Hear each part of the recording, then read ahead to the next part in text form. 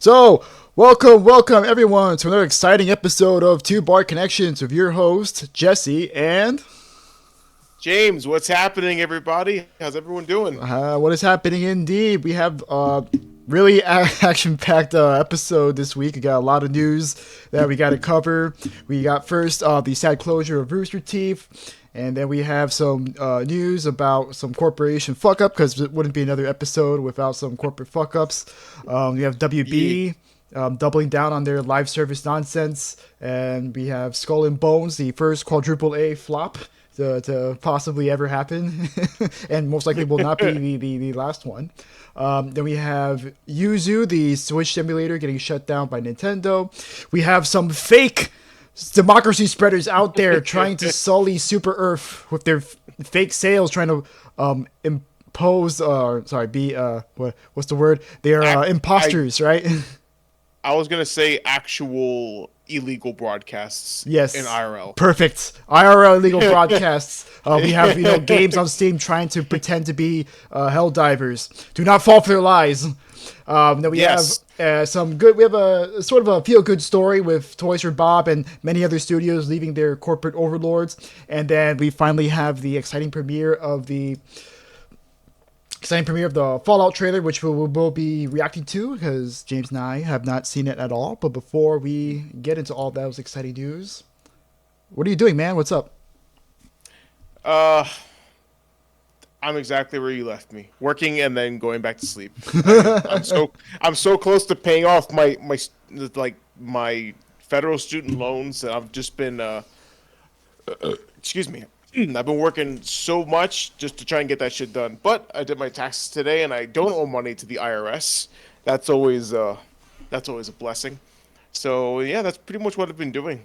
It's been pretty boring. I've been playing Helldivers, but I've been looking at my games list, and I really have to go back and finish. You've been spreading some democracy in between.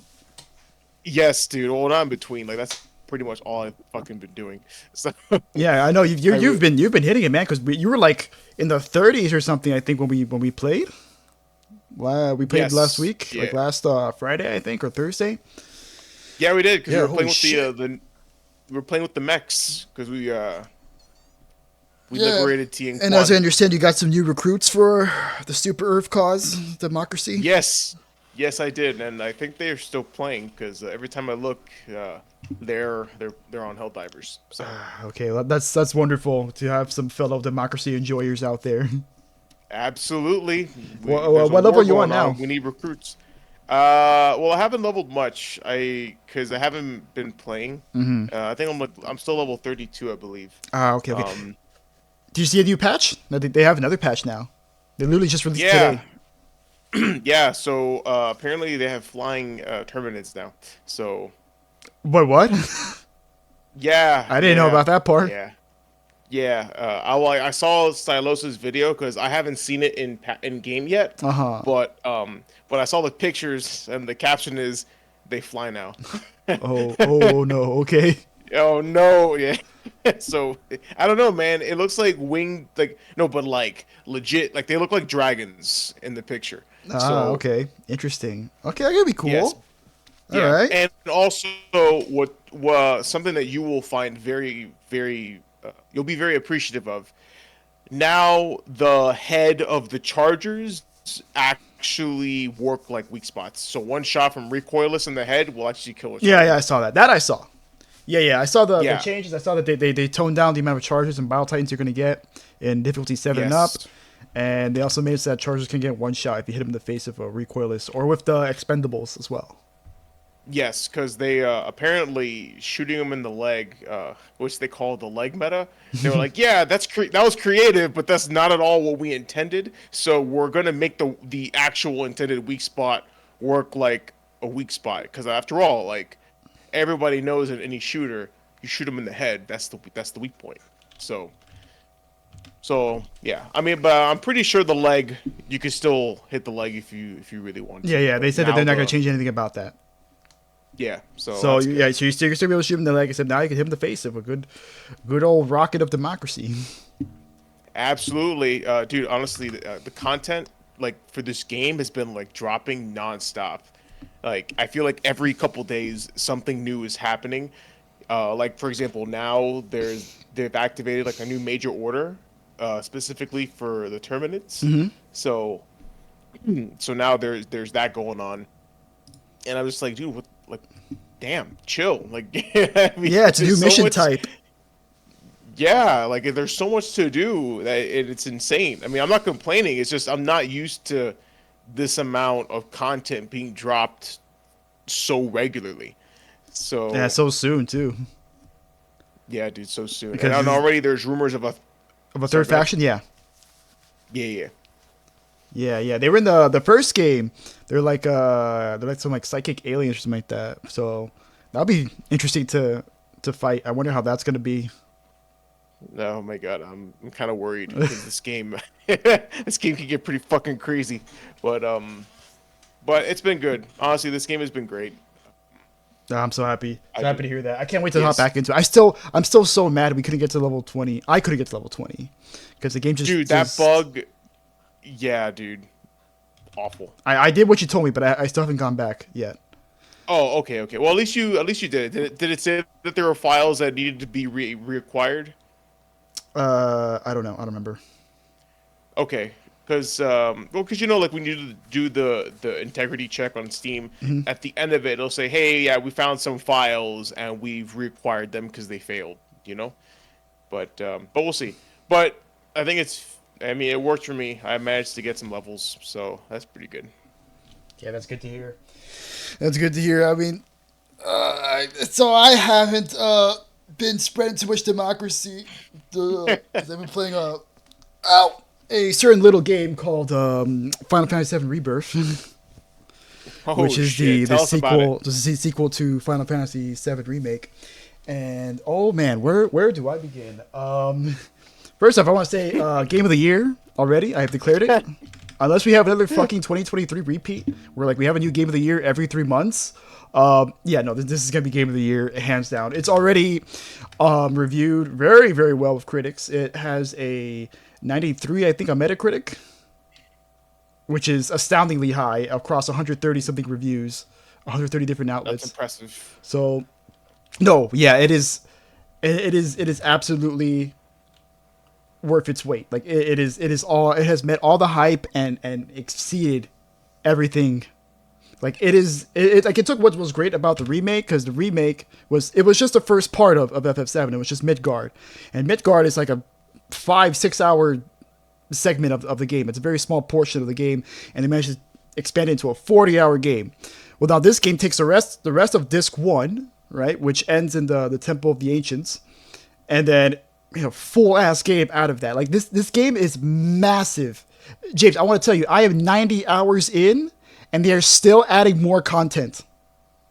90 hours? I am literally in the second to last chapter, and they're still adding shit to do.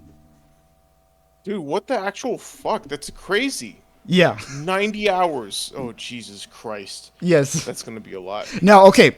Granted, I am doing a lot of the side stuff. If you do the main stuff, the main story, you can actually beat the game pretty quickly. It's not that long. But if you do all the side shit, right, it's gonna take a long, long time, right? There's tons of mini games, like all the mini games from like the previous game from the original FF7 Return. Like you have the chocobo racing, you have the boxing mini game, mini games from the previous game, the remake, also come back. Like the exercise mini games, they come back, and they all have like rewards and stuff. And then you have just tons and tons of side quests, and also you have the world activities, which are kind of like Ubisoft, like kind of activities. Like you got your towers to discover, and then those give you like little icons. But the difference is like it's actually really, really fun. Like I've never felt that be tedious, and I think that's because like the bones of FF7 Remake, and especially the combat is so strong. Like the combat is amazing in this game. It's one of the best, if not the best, in any Japanese RPG game I've ever played. Like right up there with the Legend of Heroes, the Trails games. Like their combat system, I love their combat system. It's like right up there with it. It's absolutely that's pretty impressive. one of the best combat systems I've ever played. Right. they added like tag team attacks that you can do. You can like tag your partner in to do like team up attacks, and then you get like super team attacks where that gives you like different bonuses and stuff after you complete them, and you treat it like a cool cinematic. And then on top of all that, you have the amazing characters and the super strong writing that this game has. Like these characters are so awesome. Like it's like Baldur's Gate 3 levels of amazing. I mean, of course they were amazing in the original game, but they've expanded on them so much in this game that I just love them all the more now. That's impressive, because you know, I mean, we all fell in love with the Baldur's Gate 3 characters, and it's kind of funny because these are characters that have already been pre-established. So I guess they're.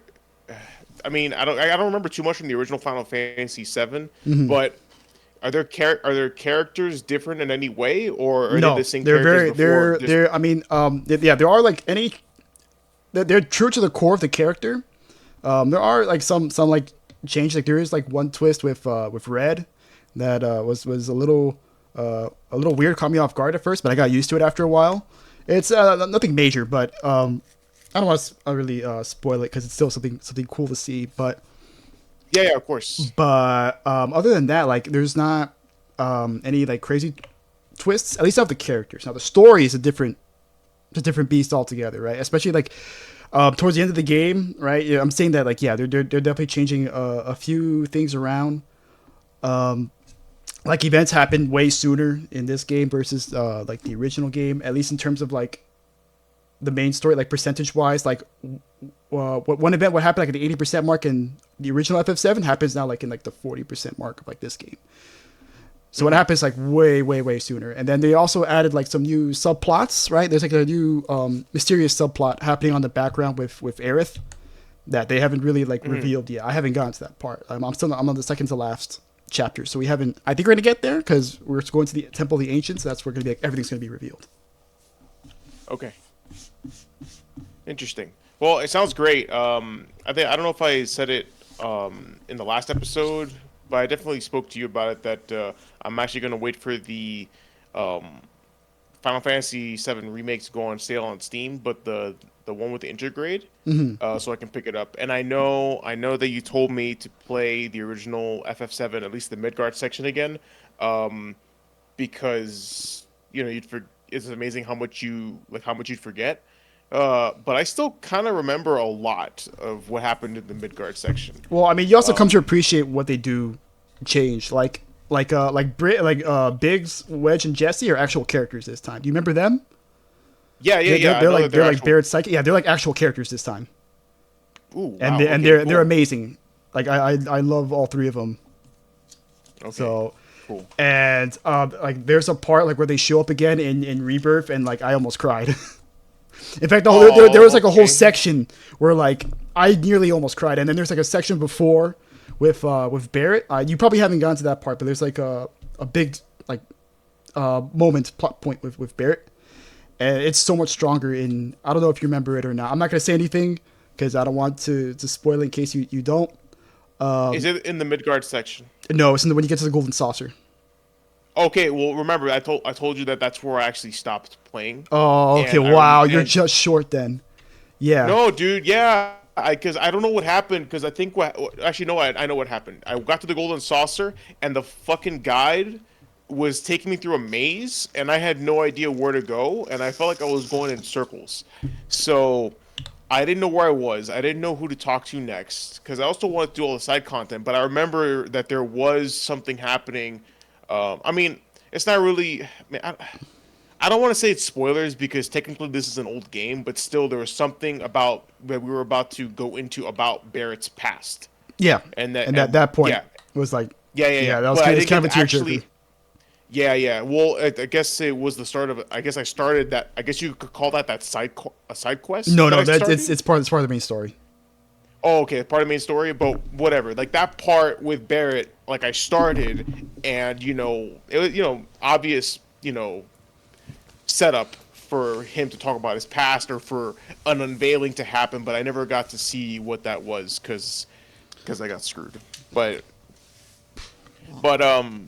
So yeah, so because I remember playing the Midgar section a lot. Because believe it or not, I restarted that game 5 times Wow, what? easily. Why? I can't remember why. I don't know if it was because I like fucked something up and I couldn't go back and fix it, so I just started from the beginning, or I forgot what I was doing in the Oh story. wow. So I just Okay, well, you'll be but happy to know that in Rebirth, you can't miss anything. You can always go back. okay, cool, Yeah, as excellent. Wait. with few Rebirth or remake? Rebirth. No, remake. No, remake. Okay, You're screwed. If you go past a certain point, you're screwed. okay, okay, But remake is very linear and small, so like it's very hard to miss stuff. okay. The only stuff you'll So miss is the stuff that you have to miss, and you have to get it on a subsequent playthrough. okay then. Oh, okay, cool. So incentive for new game plus. That's pretty dope. Yeah, yeah.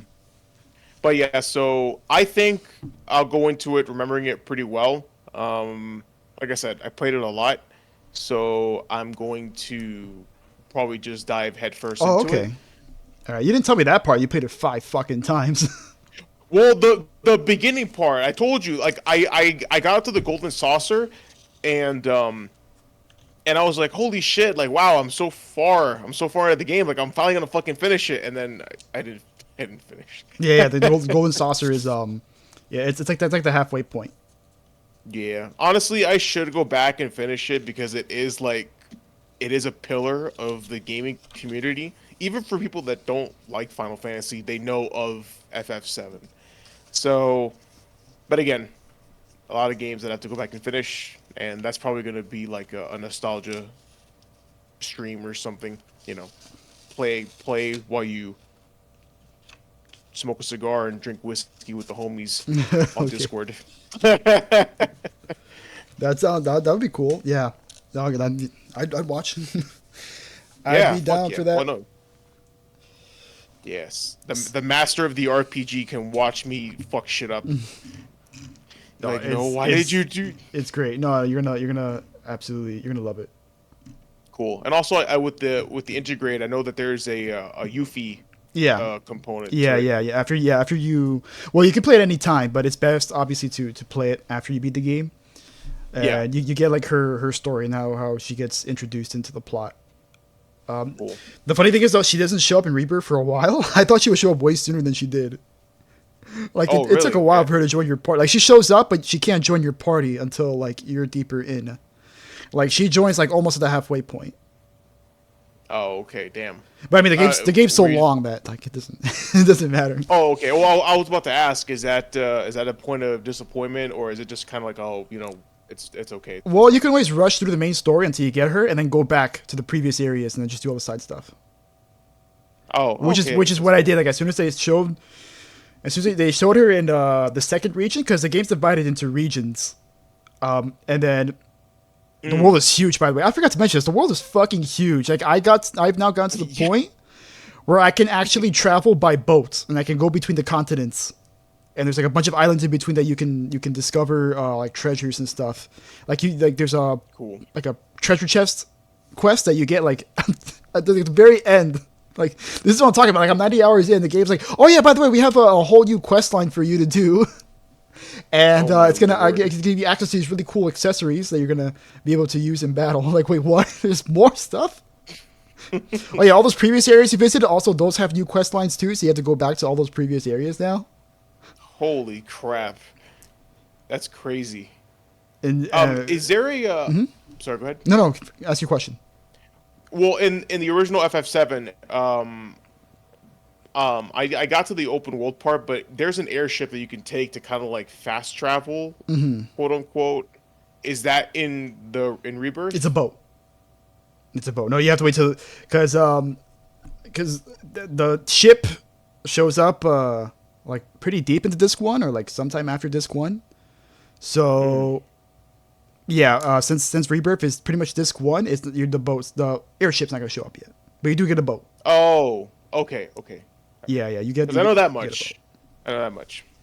So yeah, this is and one last thing, dude. Like I really hope this is the direction they take all Final Fantasy games in the future because like this is like the perfect update to the formula. Like it takes all the things that we love about like the old games, right? like has a big world to explore that constantly gives you new ways to travel around.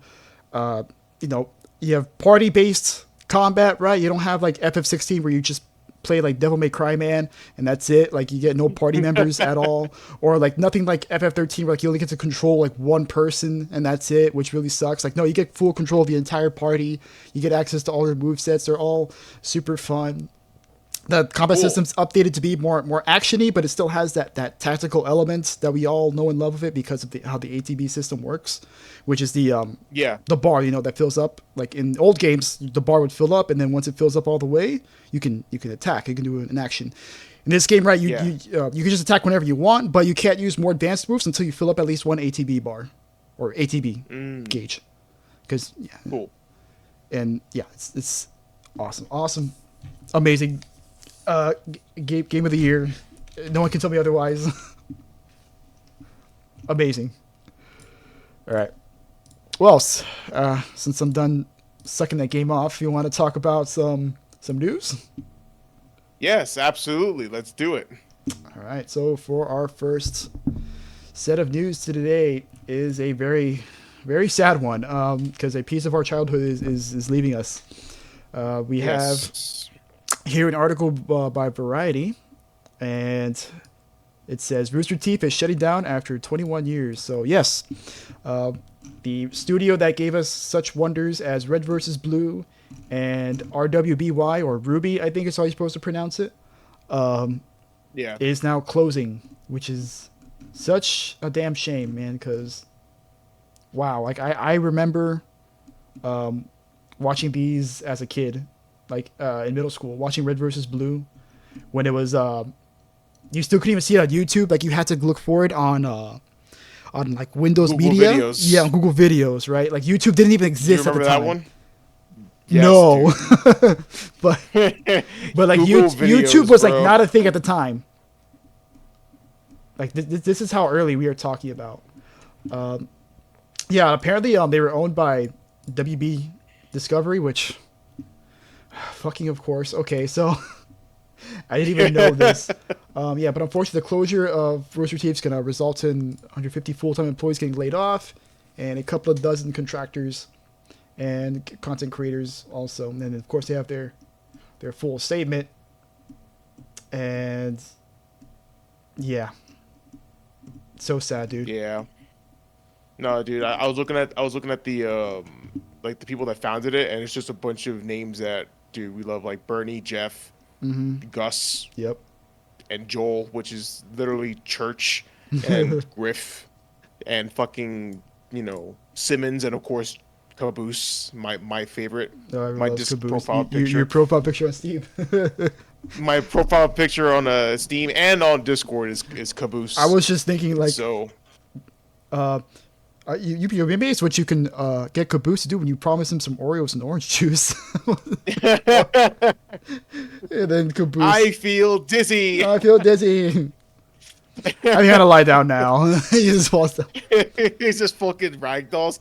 If I die, I want you to have. Tucker, if I die, juice. I want you to have more orange juice. Yeah. So sad, man. And they had such humble beginnings. Like they started off just like I think they started off like in Bernie's garage or something. Like they just recorded like in one of like the founders' garage. That's where they made all the Red versus Blue episodes. And then eventually they just grew over time and became this huge like media studio. They produced I mean, I've never seen Ruby, but apparently it's good. It's like 3D anime inspired series. Actually went on for a pretty long time. Like it's like I don't know how many seasons it has, but I've been hearing about it for years and it's still ongoing. Like its final season is gonna wrap up pretty soon. Yeah. Yeah, I've never seen it. Honestly, I've only ever seen Red vs. Blue, but I know that they've done a lot. I've also seen I forgot what they called it, but RT Shorts, where it was like live action like 5-minute videos with their with the employees there with a whole bunch of skits, and it was just so funny to watch like these actual people, like I think it was my first time actually seeing faces to the voices that we've come to know and love, And I was like, oh my god, that's Church. Oh my god, that's Simmons. And oh my god, that's what fucking Caboose looks like in real life. Yeah, I actually can't put. And I actually still can't put some names to the. I can't. I still can't put some faces to the names yet. yeah, I still remember what they look like, and it was so nice. But dude, of course, like you and me, Red versus Blue is where it was at for all of us. Yeah. Oh wait, I'm sorry. It was their last season of Red versus Blue. Yeah. Oh yeah, well that's what they're doing right now. I know that I know we've talked about it with Manny, but yeah, but apparently, the Red versus Blue, like I can't remember what season it was, but apparently it's been so crap that they actually brought back Bernie Burns to oversee the final season of it. So, and Wow. yeah, let's see. 19 seasons. Yes, dude. Holy Yes, shit. and I've seen up to probably the Project Freelancer. Wow, you got pretty far. Yeah, yeah. So I got up, yeah, because I remember the last time I watched, they were using Halo 4 for Oh their wow. Okay. for their as their I guess template you'd call it Yeah. or whatever. But yeah, dude, they were using Halo 4, and yeah, yeah, the Shizno trilogy. I'm actually curious about that one. Oh god. Oh, It's it's just okay. I kind of sorry. want to see that. You shiznu, dirty, dirty shiznu. You oh, what would you do? No, dirty Shizno. Oh my lord. But yeah, bro, fucking seasons 1 through 5, the Blood Gulch Chronicles. That's the peak. That's That literal is the peak. absolute peak. That is peak. The recollection is honestly that's when they decided to actually try to make a story out of it, which I will say was pretty fucking good. Oh really? Just, Okay. yes. So honestly, watch up to the Freelancer saga, and you won't be disappointed. Like the first 5 is obvious fun times as you remember, but then when it starts to go into the story afterwards, you'll be surprised at the kind of story that they were able to weave together. But again, back to what I was saying before, I heard that the more recent seasons were pretty ass, and people were complaining. So it's kind of fallen off in quality. Okay. Yeah, because yeah, I remember seeing like some episodes like here or there outside of the first 5 seasons, and I was like, Yeah. this isn't very good. So it's kind of interesting to hear that a lot of people seem to be sharing the same sentiment. Now, granted, that was like years ago. I don't know how it's changed the reception to the seasons that I saw or whatever season it was. I don't know which ones it was. I think it might have been the freelance ones that I saw like episode here or there. It just wasn't as good as I thought it should be. Yeah, yeah, that's what I heard too. But like I said, I only got up to when they started using Halo 4, and I don't even think I finished their that part of the series arc. But but also, Rooster Teeth themselves have been kind of mired in controversy. There was like they had like their Yeah. own little Me Too. They had their own little Me Too esque shit going on where there were some staff members, not being too friendly. Too friendly. Yeah, I mean, not Blizzard levels where they're stealing breast milk, but but still, Nothing will ever top that. No, no, no, no. Nothing's But, ever gonna fucking top that. but yeah, but it was pretty bad. So they've been mired in a lot of controversy. So that plus everything that plus just the fact that they haven't been profitable, that perfect candidate for fucking WB's chopping block. Yeah, they've been very, very chop So, happy. yeah. Very, very, very chop happy. Like they never confirmed it, but I'm pretty sure that Wile E. Coyote movie probably got shelved and it'll never see the light of day, unfortunately. Unless no, someone leaks it, absolutely. which unless some Giga Chat over in the IRS just decides to leak it to everybody. They probably should. Which, Mr. IRS agent, please do so. Do America Please, man. a service. Come on, dude. Come on, man. I did good on my taxes. Reward me. You don't even have to give me money. Just fucking, just release that movie. That seems like such a good concept. It does. And But, the fact that it was finished, it was done. Yes. So it's dude, like Batgirl. Like, it was just done. Like, what the fuck? Why are you throwing people's work away just so you can fucking make a buck off of? Not even but it's not even a legitimate profit. It's a fucking tax write-off. Like, it's a technical buck that you're making. Not even honest money. Ugh, whatever. But it's still. But yeah, but it's sad what's happened with Rooster Teeth, but it is not unexpected considering everything that's been going on. And honestly, if you look at the cast now, like the people that are there, you don't even recognize anybody anymore. At least I don't. No, yeah, I mean, obviously a lot's going to change over 20 years, right? You're not. It's kind of hard to, maintain, the same staff over, however long it's been, which is 21 years. A lot of shit can change. Yeah.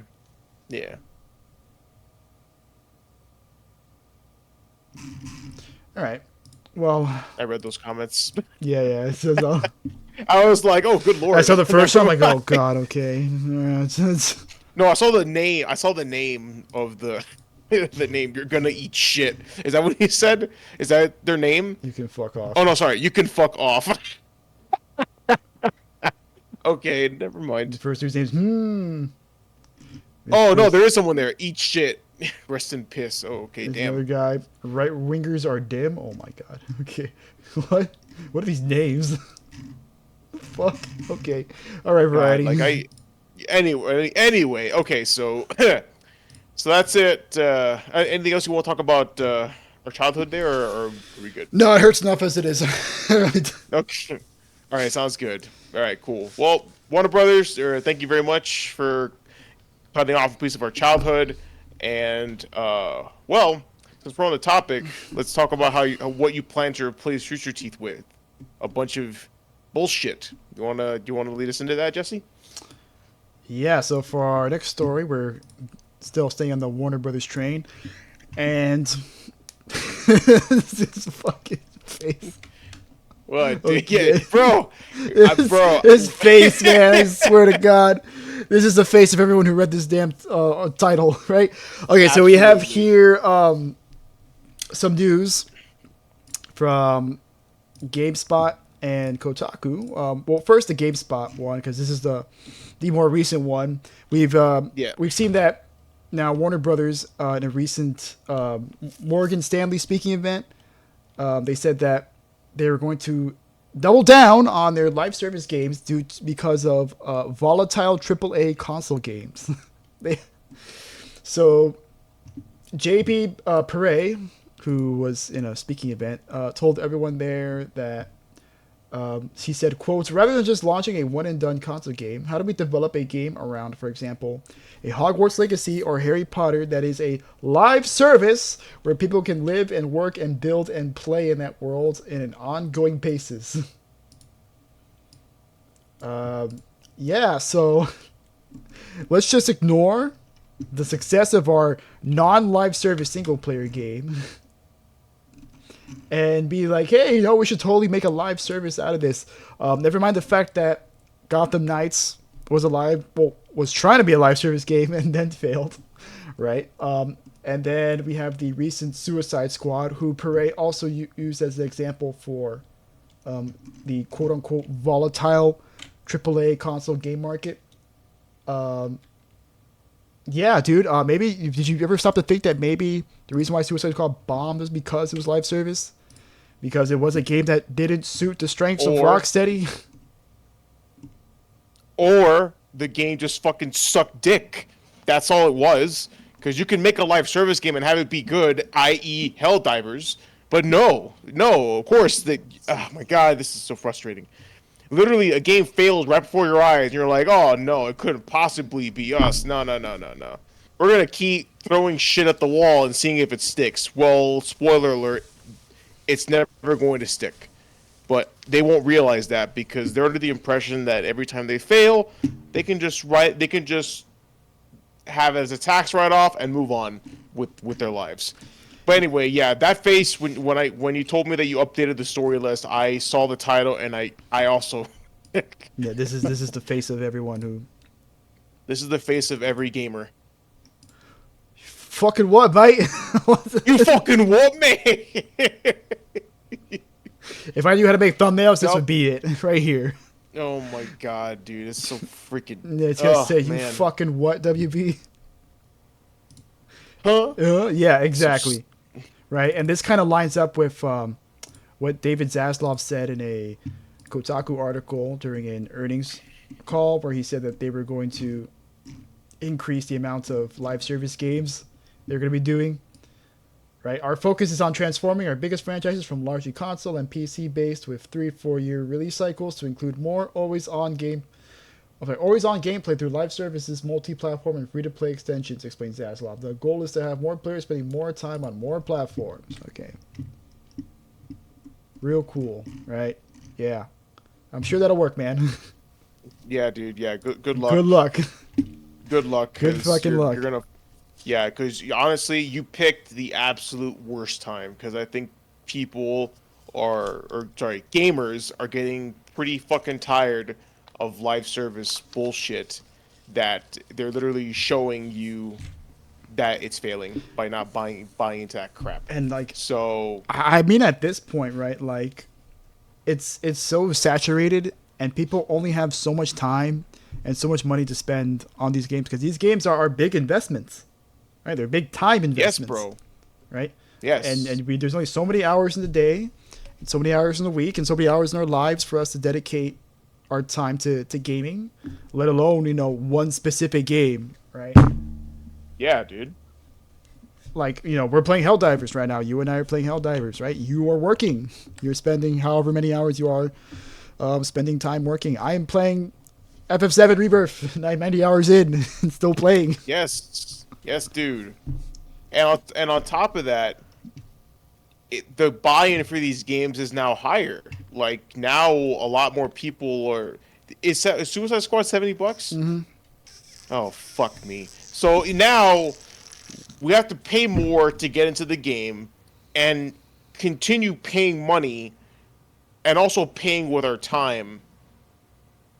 Like no, like people are sick of your shit. Yeah, and bear in mind, Hogwarts Legacy sold 22 million copies and was the best-selling game of bro. last year. It was Because it was a good game that made good use of its IP and good use of its team. Right? I can't even imagine like what a live service Hogwarts or Harry Potter game would be like unless it was like an MMO. Like Honestly, it has to be an MMO.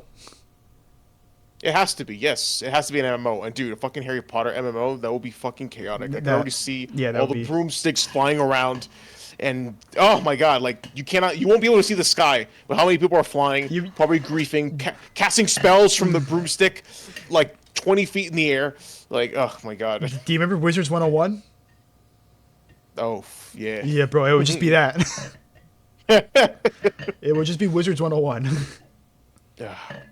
But yeah, dude. So, yeah. Oh my god. Wait, did you say Anthem? Amped up to 11. Oh, okay. Oh, Amped up to 11. Okay, because that's another failure that we will never let BioWare forget. Yes, and that was like the first like huge big one. I feel like. Yes, I couldn't agree more. I think that was huge. Like the whole discourse around like live service games and whether or not we need them anymore. Like it kind of started with Anthem. It did, and it's funny because there were, how you said that Rocksteady was not equipped to make this kind of game. Mm-hmm. I think BioWare was in the same position as well. Oh yeah, well I mean remember like during that huge expose, like they didn't even know what the fuck they wanted out of the game for like a long time. That's why it took so long. Yeah, I know. At least they had some direction with Suicide Squad, but still, but yeah. All right, well, I mean, it's the same tired shit that we talk about. They don't know how to make a good fucking game. They don't know how to, like you said, use their IP properly, and they suffer for it. And again, they're pouring money into the wrong shit. Like for example, like the game itself probably, if I remember correctly, Suicide Squad wasn't opening correctly. Like you paid extra $100 for 3 days early access. One of those days you couldn't get in because the game just wouldn't start. But from what I heard, the cash shop worked just fine. Oh well, I mean, what it was is that there was a glitch that it sent you to the end of the game. That's why. So they took it offline. That's what it was. Oh, okay. There was a glitch that But just still, you that paid extra money. you just beat the game. Like it just started up and it's just like, all right, you won the game. Like what? So you paid $100 to win the game.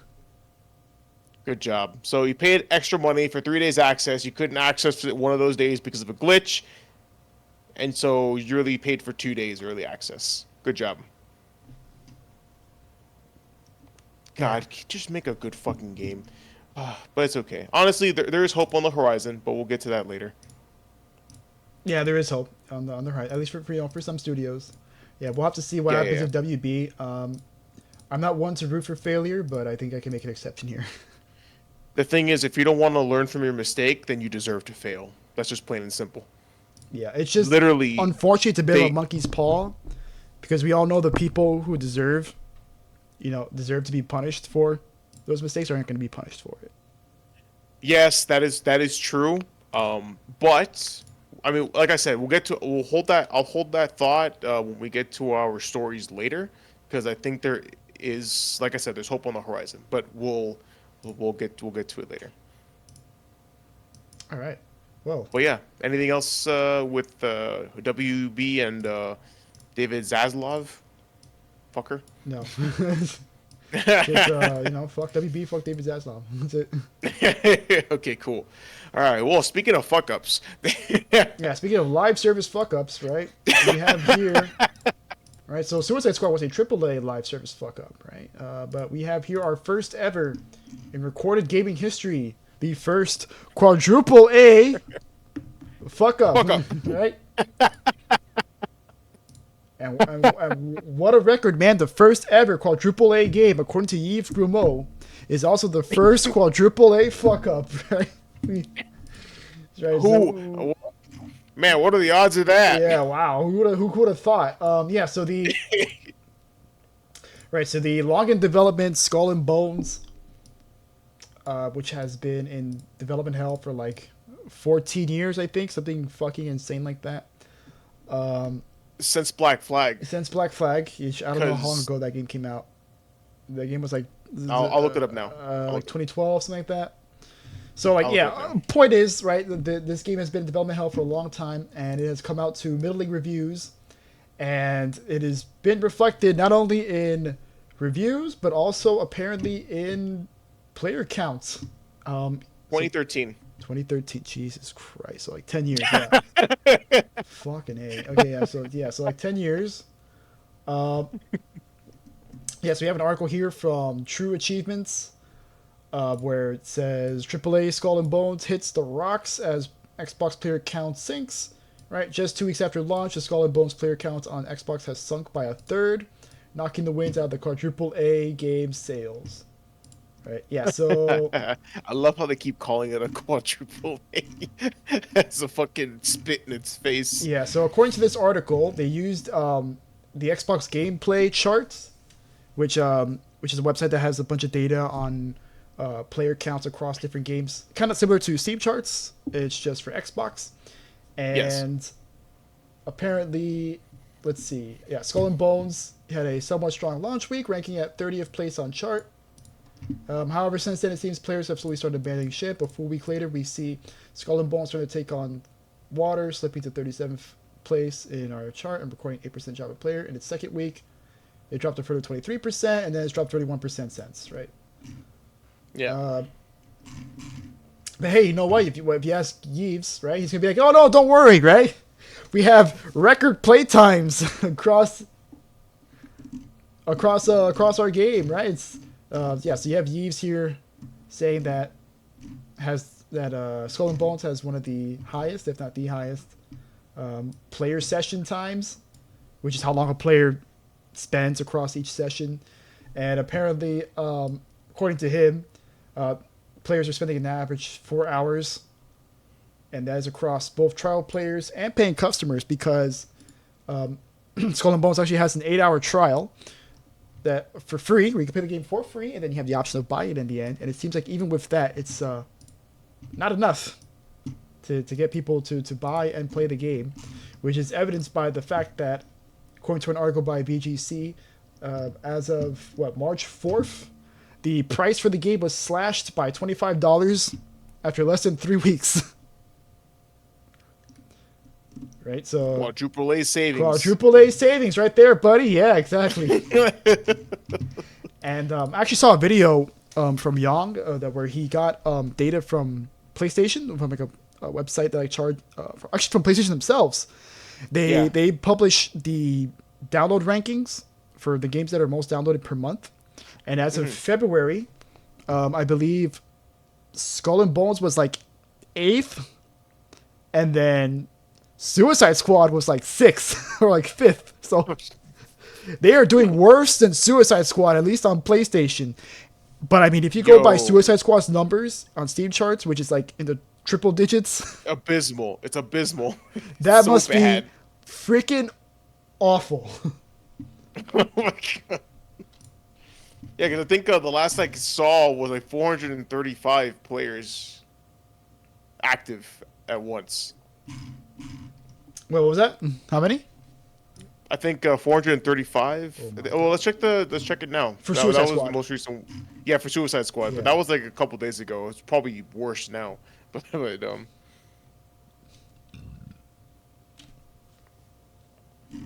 Yeah. So also in the same article by Gamerant, they have a report from Insider Gaming that claims that Skull and Bones has only achieved 850,000 lifetime players across lifetimes, right? So if we were to drop that by like 30%, what would that be like? What if that's like a drop of like 200,000 people, right? So like you're probably like at 500,000 or like below 500,000 at that point, and it's probably only going to keep dropping from there. I think it's gonna keep dropping. I mean, because we'll have to see. I mean, the common consensus is that the game is just bland. Yeah, Right? I've seen it. It's just bland. In fact, I think Black Flag's numbers went up afterwards. Yep, I think so. Yeah, I think Black Flag's numbers went up. The same thing with Suicide Squad. Arkham Knight and the other Arkham games went up. Everyone just remembered how much they like the older games. Like, this is bullshit. Yes, Let's dude. go with the other game. Yeah, let's go play the other games, man. This is fucking horse shit. Yeah, we'll see how Ubisoft responds, because if there is, I will give them credit for one thing: they are tenacious with their projects. They don't just give up and throw it out immediately. Because Rainbow Six Siege was kind of similar. I mean, there's a difference. Rainbow Six is actually kind of fun. So, but it had kind of a rocky launch, right? It had really bad bugs, and the servers were really shit, and there wasn't a whole lot of content, but they stuck with it over time. But we'll see what happens with Skull and Bones. We'll see if they stick around with it long enough. We'll see if it can even recover, right? Because it's not enough to just stick to it. You also have to, put the right stuff in and attract the right people, so that way you can actually, make a recovery, kind of like Rainbow Six did. Yeah, but who but knows? I have a question. I have a question though. Even with Rainbow Six, even with all the bugs that it had and the bad servers, was it still a fun game at its core? Because if that's the case, it was really fun. Well, then there you have it. I remember when Helldivers first came out, there were a lot of bugs, aside from the server issues, but people still stuck with it because the game that they were playing when they finally got to play it was actually a lot of fun. So, but here the core gameplay mechanic is like you said, it's bland. So yeah, I don't know too much. I don't know, man. I think this quadruple A flop is gonna stay a flop. Yeah, I have no dog in the race. Right? I don't really care how this game does, but we shall see, man. Yeah, same. We shall see. We just wanted Black Flags the game. Yes, dude. full Well, on. yeah. I mean, I thought they were working on a Black Flag remake. I thought that was like well, no, the there's going to rumored be a remake. Well, that's been like rumored, I think. I don't know. If Yeah, that's it's been still confirmed. rumored. It hasn't But been, Skull yeah. and Bones started off as a DLC for Black Flag. Yeah. Black Flag, and then eventually they said, "Oh, let's just make it its own game, right?" And then from there, they're like, "What the fuck do we do with this?" Yeah. And then they had the Singaporean government involved because they took money from the Singaporean government, who was trying to launch an initiative to get like game studios going. So they gave Ubisoft some money to hire some local workers, and apparently all those people were like super unqualified. So it took them a long time to like get anything done. And then on top of that, they didn't know what the fuck they were gonna do with the game. Oh boy. Oh well. All right. Well, Ubisoft. Damn. Yeah, and apparently, according to the Xbox game charts, it's now out of the top 40. Yeah. I mean. Yeah. Very unfortunate for Ubisoft. All right. Get fucked. There we go. Mismanagement wins again.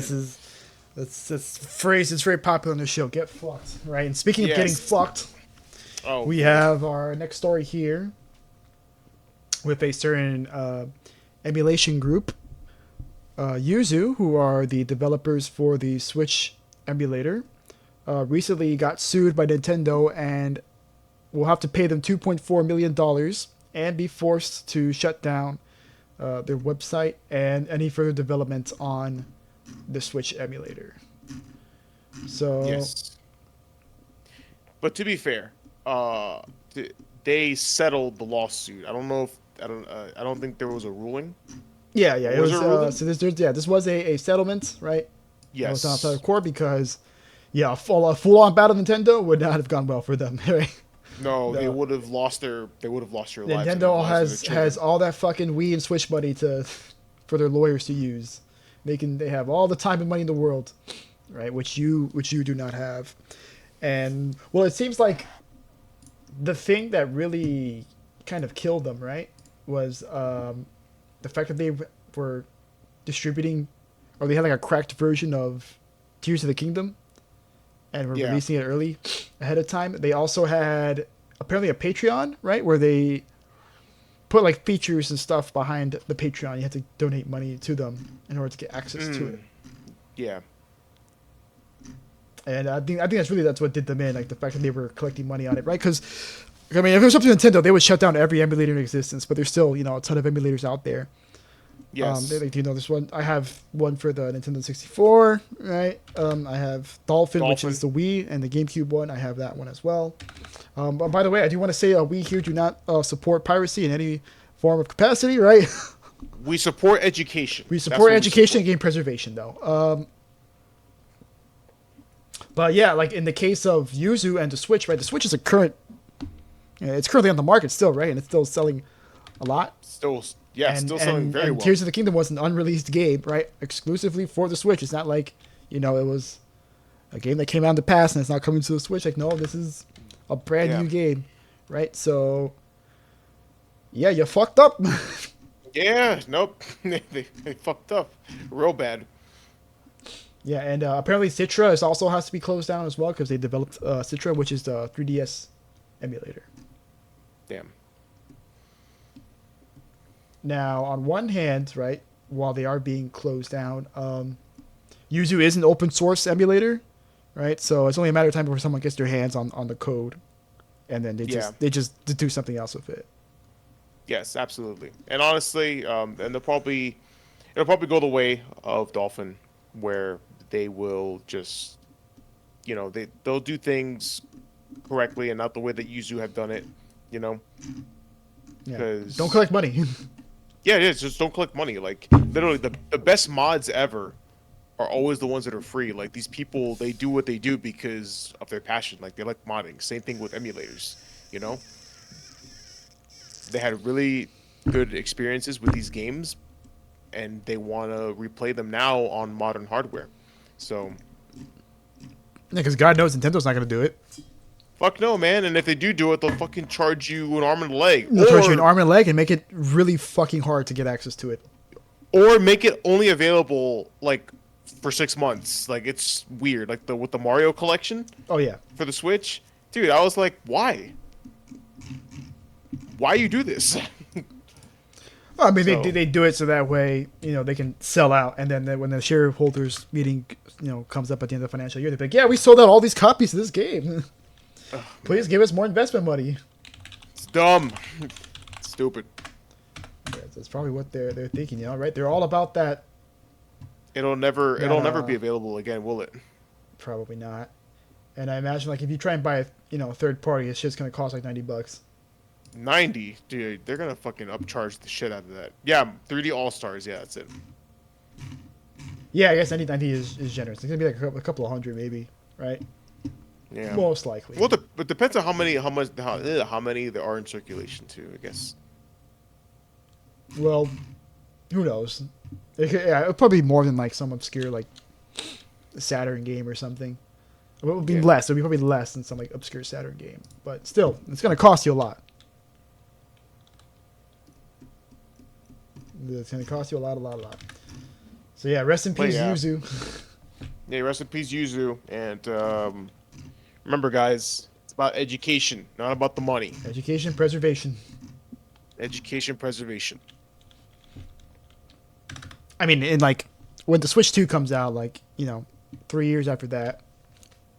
Actually, no, it's supposed to come out this year, no? No, it comes out next year. It got delayed. Oh, Apparently, yeah. According to report, not officially delayed, right? Because it's never been officially announced, but apparently, they moved it to March. Okay, my mistake. I was not aware of that report. Which actually, when was that source? I feel like I missed the boat on that. Oh, that was February 17th. Okay, that was last. I guess we just never got around to covering it. I don't know. Well, it was probably a shitload of stories, and we had to cut some fat. So that's a pretty important one, though. Okay. Yeah. All right. Anyway. So. All right. Cool beans. Yep. Well, not cool for Yuzu. Yo, no, not cool for Yuzu at all.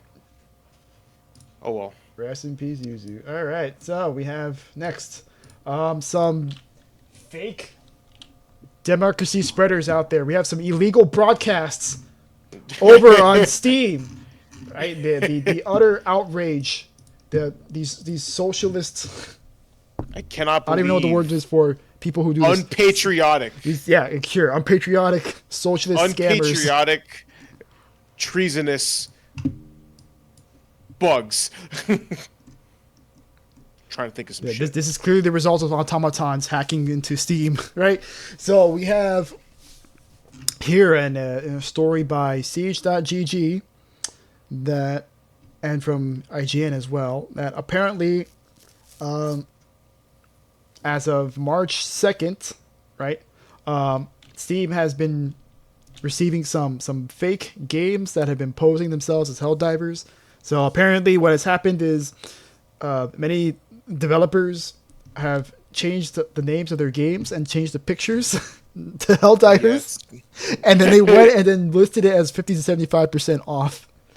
And they've been scamming people by people going on and be like, oh, look, right? It's Helldivers is 50 to 75% off. All right, it's a new hot shit. And they buy it and they open it up and it's like some hentai game or some shit. What the fuck is this? Why are there anime titties on my screen? Where's the Super Earth? I want to see your super titties. And well, it has since been removed, but the developers of Helldivers have of course expressed some concern. Yeah. Because I mean that's very concerning that it could happen in the first place, right? Like that's money that you lose, and that's customers that you could have gotten, and then that's customers who are getting fucked. Right, by some scammers out there who are trying to pose themselves and pass themselves off as a better game. Yeah. Yeah, I don't. I mean, it kind of sucks that it did happen, but I'm really glad that Steam was pretty quick on the draw there, pulling those games. However, there does have to be a way to fix that. But honestly, I'm not too sure.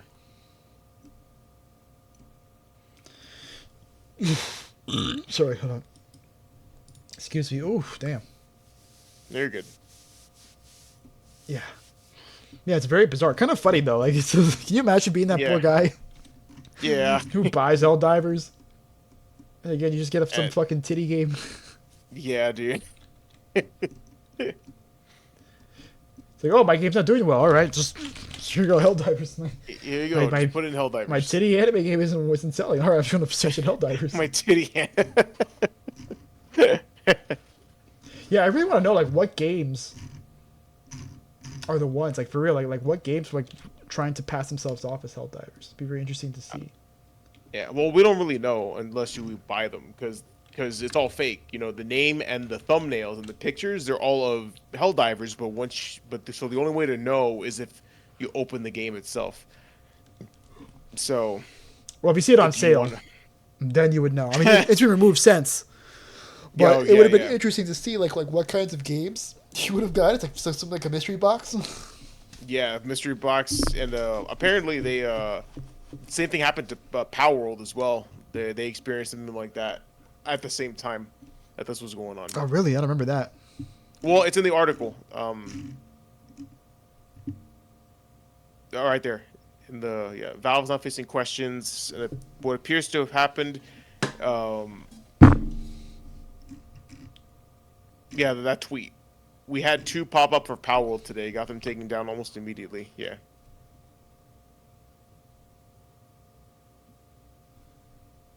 Russian games. Oh, that makes sense. That makes sense. I'm like, oh yeah. Okay. There you go. It's clicking now. Okay, Yep. so not anime titty games. Probably some fucking jank ass Jank asset flip ass. shooter. Like Wait, is the it day gonna be the before. Russians or the Chinese that are gonna do this? It's the day before. Oh god. They're trying to sell their game through. You open it up and it's the day before. Like, Oh what no! the What? No! No! Oh my god, That'd be hilarious. dude. That'd be very, very funny. Oh, man. Yeah, let's hope like Steam had developed some kind of failsafe against this Countermeasure. case. Yeah, Yeah. because obviously, it's happened twice in such a short span of time, and this might embolden more scammers in the future to try and do this every time a new hot game comes out. Yeah, for sure. But in any case, though, like, it's always important for us consumers to do our due diligence. Look at the reviews, look at the store page. What also helps too, going to the website of these game developers and actually clicking on, where it says, "Oh yeah, get this game on Steam." We'll click on their, I think, the Steam icon, and that should theoretically take you to the Steam page where you can buy the game. So yeah, but still, be safe out there. Do your due diligence. Yeah, don't get scammed. Join Super Earth. Yes, dude. Join Super Earth. Only Fight $40. Fight the automatons that tried to scam you out of your money. Exactly. Join the armed forces, Super Earth's armed forces, so we can stop them from ever scamming anyone ever again. Indeed. Let's fucking go. Alright, cool. All right. So for our penultimate story, we have 3 actually, but they all kind of thematically the same.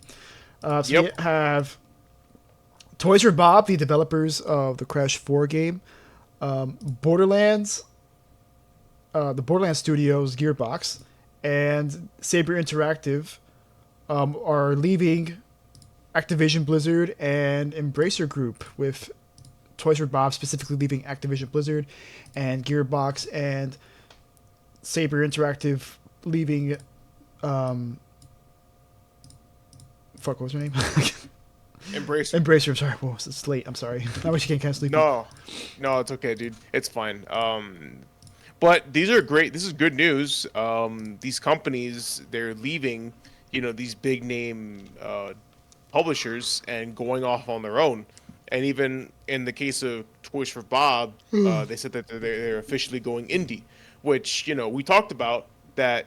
Game developers should start focusing on making smaller games, or just focus on the game that they want to make.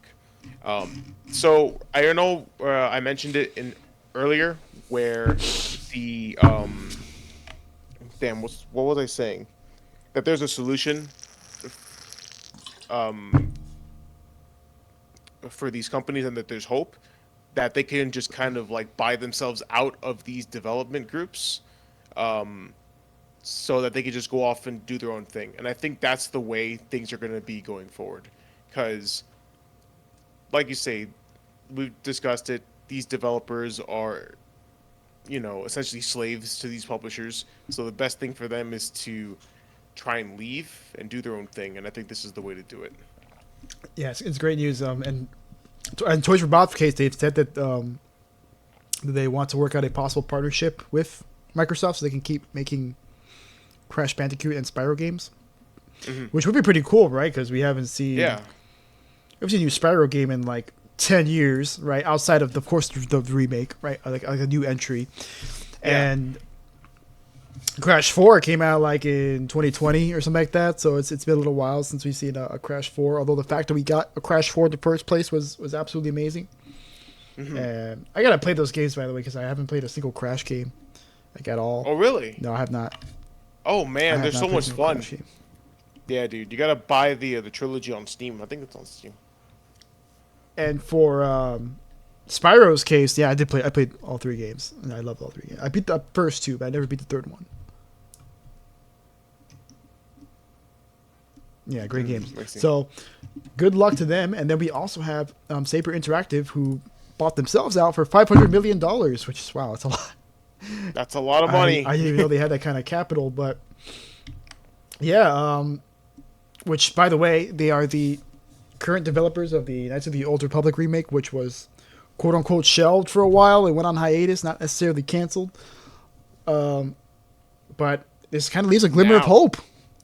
Absolutely. Right? Like yes. we were kind of huffing the copium with it when they were like, well, it's been officially canceled. Yeah, maybe they can still make it. Right. No. Like, but now, like, yeah, there actually might be a pretty decent chance, or at least better chance than there ever was going to be under Embracer, especially with Embracer, being all, chop and cancel happy because they, irresponsibly bought up all these studios for this money they didn't have, so they can flip an asset and then, make money off the Saudis. And then when that fell through, they had to make everyone else suffer the consequences. Yes, but there is some light at the end of the tunnel. Like some studios are breaking free, taking advantage of the restructuring, and be like, hey, listen, we know that you're strapped for cash right now, so we will happily pay you money to fuck off, and we will leave, and it's great. And I didn't know this, but that Warhammer game that we saw the trailers for a while back. Yeah. It's being developed by them. Yeah, by I know. Saber Interactive. I know. I did not know that. So if that game does well, they might be able to have the financial resources to put into the remake. I hope so. I hope so, man. Because I just want a Star Wars game. I just want Knights of the Old Republic, please. I want a good Star Wars game. I mean, we got like Jedi Fallen Order and Jedi Survivor. But I want like a great Star Wars game, bro. Like great Star Wars games were dropping left and right back like in the 2000s and shit. Like 90s and 2000s, yeah. Yes, dude. Like it like every time a Star Wars game was announced, we knew it was gonna be fucking lit. Now it's the opposite. We have the opposite sentiment. So I want to go back. I want to go back to that time. So this will be very, very, very interesting going forward, sorry. Yeah, and then we finally have Gearbox, who they haven't confirmed it yet, but there has been reports that they are looking for a way out of Embracer, which I really hope they do. Yeah, so as a reminder, they got bought for $1.3 billion with a B. Hey, with a B. But hey, I don't think Embracer's going to be very picky with the paycheck at this point. Yes, because they made a big oopsie, letting that deal fall through with the Saudis. And, So, and it's not like, Gearbox is strapped for cash, right? They make a shitload of money off Borderlands. oh fuck yeah, I imagine, like, between every single Borderlands game, like the recent ones, like 3, Tina's Wonder World, and the movie, right? Them selling the movie rights, right? I'm sure they got, a pretty decent war chest somewhere where they can use it to buy their freedom away from the from grasp of Embracer Embracer. Yeah, so we have developers at Gearbox are hoping they can get through it without the Swedish holding company hanging like an albatross around its neck. The thing a lot of us are hoping for is being bought from Embracer and allowed to keep doing what we're doing or getting back to where we were before project-wise due to more and more better funding, one current developer said. Okay, cool. Yeah, I really Alright. hope these guys Yeah. So get out. again, studios breaking free of publishers. That is an excellent first step because now you don't have dumbass execs that don't know what the fuck they're doing, breathing down your neck just because they have the money to dictate what they want. It's like, Yeah. no. Well, I mean, key difference between Gearbox and then at least to the other two studios, that they're looking to sell themselves to someone else. Oh, okay. So you're not going to go fully independent, but I mean, anywhere's better than Embracer at this point. Honestly, I'm not fighting you there. You're absolutely correct. Yeah. Best of luck to all three of these studios. More studios need to do this if they can, of course, because obviously it's not easy, or even possible for many, many studios. But if you can, get the fuck out. Yes, dude. Get the fuck out. Do what you can. Make games without, some fucking suit sweating down your neck. Yes, dude. Breathing down your Please. neck. All right. And so we have one last story to go, man, and that's Fallout. Yeah. So we've had the highly anticipated Fallout trailer, the new Amazon Prime series, which is set to come out sometime. I don't see the release date here. We will see. Oh, April 11th. April 11th. Right. Oh, so Pretty soon. wow, in a month. Damn. I didn't Yeah. realize it was Al- that close. Almost a month to this day. So, yeah, we have. Oh man, my neck's up. Oh, yeah. So we have the first trailer here. A lot of people are interested in. Some people have, mixed feelings on it. People have. I think for the most part, it's cautious optimism. But you and I haven't seen it, so. No, we have not. So let's all right, let's see what they got. Let's see what Papa Bezos and his money is doing. All right. Let me know if you hear it.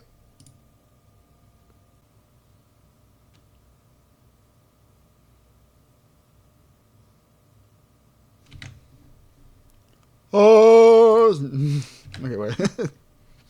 All right. So, what are our thoughts?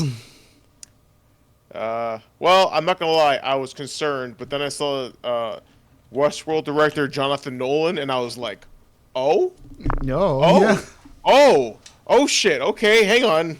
Let me wait a bit. Just cooking here. Yeah. It's like, yeah, you're afraid of what they're cooking, but then you hear who the chef is, and you're like, you know what? I'll at least give it a bite. So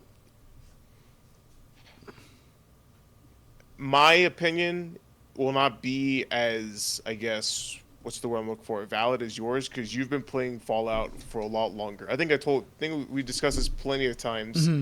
My first foray into Bethesda games was watching you play Fallout 3.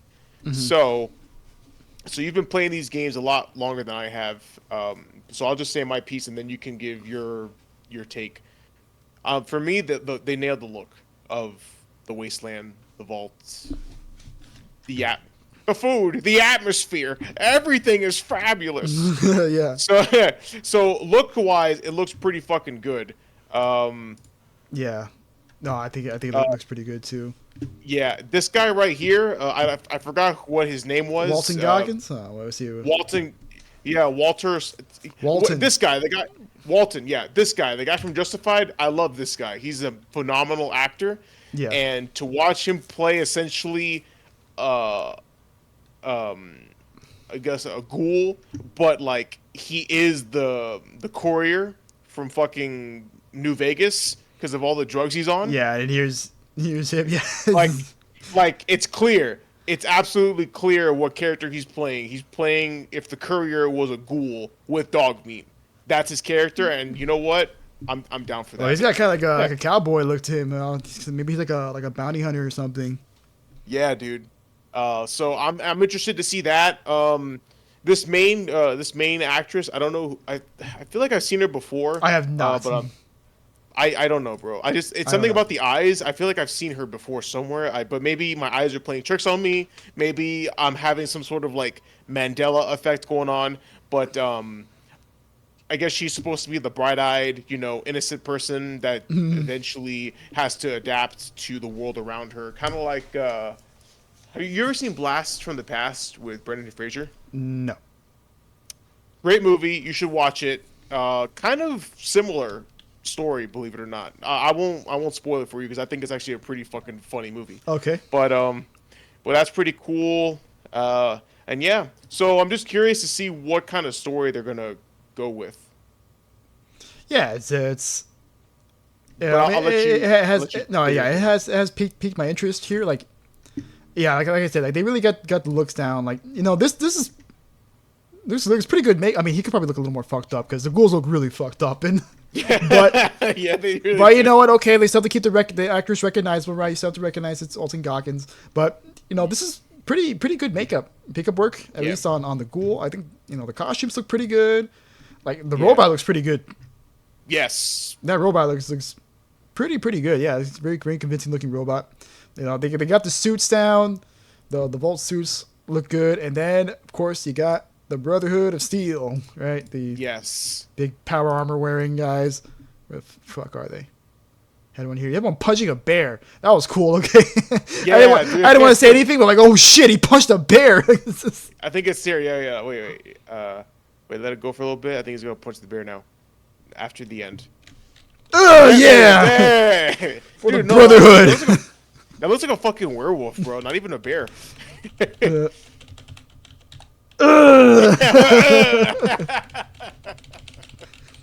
Beat that bear's ass. Yeah, see, one more time. Yeah. Well, whatever it is, he's getting fucked up by that guy in the power suit. So, yeah, the power armor looks really good. Right? And then, of course, you have to have, the dilapidated landscapes here because it wouldn't be the apocalypse without it. Yeah, it looks like she's gonna. It seems like she's gonna have a rough time because like by the end of the trailer she's like, oh Jesus Christ, fuck. Yeah, she's like, fuck, man. I just had to kill a guy and I had to do it in the worst possible manner. This is gonna suck. This adventure's gonna suck.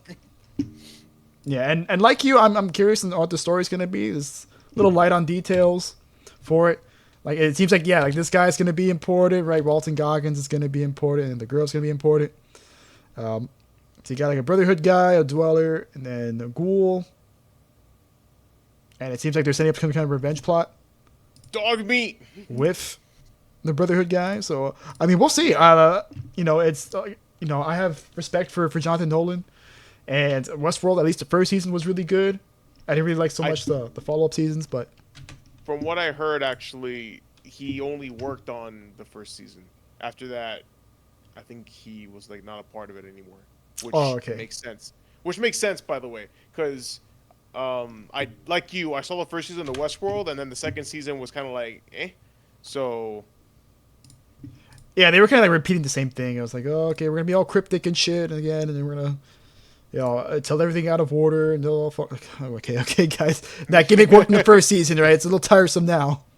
Yeah, but yeah, dude, Jonathan Nolan, he does good work, and actually a lot of the movies that he's worked on with his brother, Christopher Nolan, which if you don't know who that is, like, well, man just won an Oscar. Yeah, dude, he just won an Oscar. I mean, he's made a bunch of good movies, but actually, I think all he's ever made are good movies. I don't think I can ever say that there was a flop that he made. Can you or no? I mean, there's definitely movies that are more contentious. Like I know a lot of people don't like Tenet, but other than that, yeah, no, the man makes Oh, bangers. yes, dude. So, but I think the best movies that he makes are when he collaborates with his brother, and because I think his brother is the better storyteller of the two. So, so when I saw his name popped up, I actually got very, very excited. So, Yeah, I his brother helped write yeah, Dark Knight. yes, dude, exactly. And look, that was the best out of the three movies. So, and also it was him and actually, and I think Memento was based on a short story that his brother wrote. Yes, So yeah, yes, it is, and that's one of my so favorite movies. yes, I know it is. That movie's amazing. I love that movie. So I saw his name pop up, and I'm already at the very least I'm willing to give this show its due. Unlike Borderlands, where we're just kind of like, what the fuck is this?